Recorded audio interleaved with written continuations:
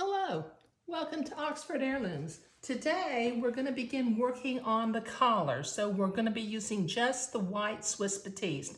I've set my mint green Swiss Batiste off to the side for the time being.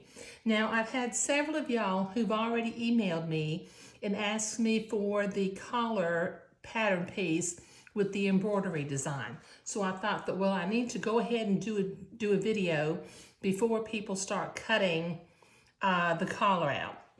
Now I mentioned in the last video that the collar, as it comes in the pattern and as it's going to come on my PDF, it only shows half of the collar.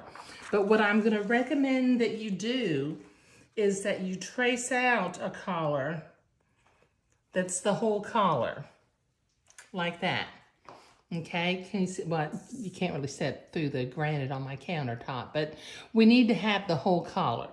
Okay, now I'm going to be working with a piece of foam core board today.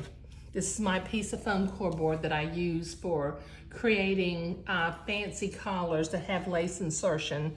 And now maybe you can see that collar piece a little bit better now. Okay, now the white batiste that you need to cut out. You need to have a piece of white batiste that's about a little bit bigger than the collar piece. So just either cut or tear a piece of, well, I'll put that under there in just a minute. Just cut or tear a piece of Swiss Batiste that's about 2 inches bigger all the way around the collar. I have tried to make these collars where you cut the collar out ahead of time, but things get a little wonky, and I have discovered over the years that if I go ahead and work with a full piece of fabric, it works out a lot better. Okay, so you need to have a friction erasable pin today, your piece of white Swiss Batiste, and your collar piece. And also, out of the Swiss Batiste, you'll need to cut a piece of bias neck facing that is 1 1/4 inches wide and about 12 to 15 inches long. And just save that for when we attach the collar to the neckline of the garment. Okay, let me see if I can do this working off to my side. I mean, if I can't, I'll turn it 90 degrees and work with it kind of the way that I'm used to.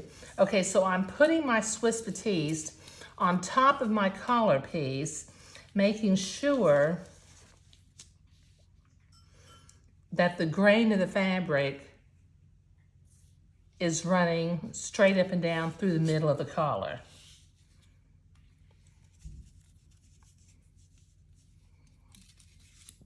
Let me move my pattern piece a little bit.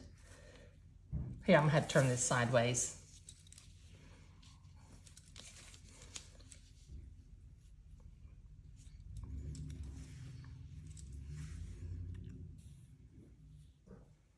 There we go. Okay, now what I'm gonna do is with my silk pins, I'm going to just poke a silk pin in every once in a while just to hold this in place. This is where the foam core board comes in real handy, because you can just stab it with a silk pin and things will stay into place, because we need to trace some things in a little bit. Trace some markings. Okay, now the first thing we need to trace is we need to trace the neck hole opening. So just with your friction erasable pen, trace the neck hole opening. Now,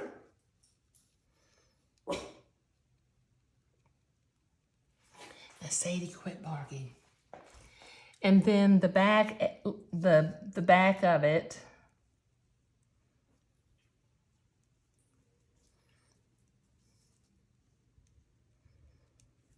And along the outside edge.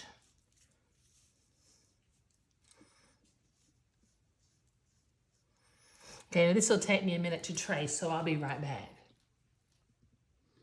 Okay, I've got that traced. Now what I need to do next is these scalloped lines indicate the bottom edge of the lace insertion. So I'm going to go ahead and mark them also, just starting at the back and just trace those scalloped lines. That's the lace edge. So this will take me a minute to do. Okay, so I've got my 3 scallops traced. Now the next thing I need to do is I need to trace my 2 little bits of hand embroidery.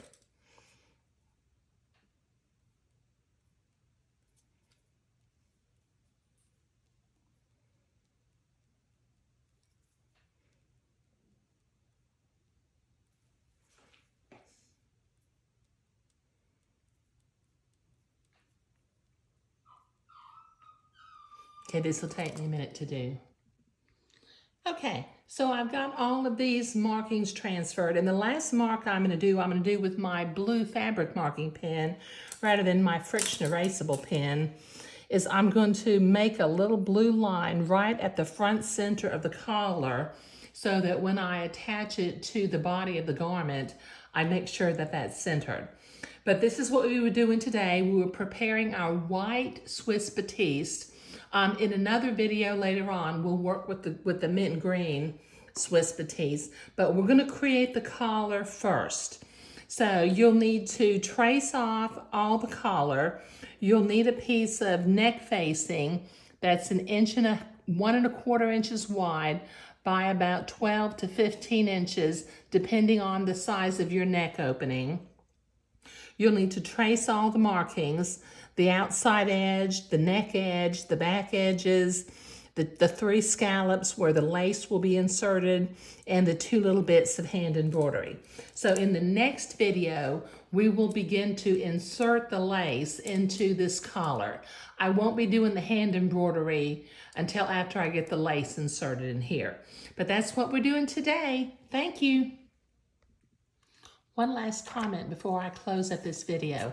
If you want to create this collar as I'm doing in this particular project, if you'll send an email to oxfordheirlooms@gmail.com, I will send you this PDF, which you can open up and print, and it creates half of a collar. But just remember that in order to do this, we really need to trace out an entire collar. Thank you.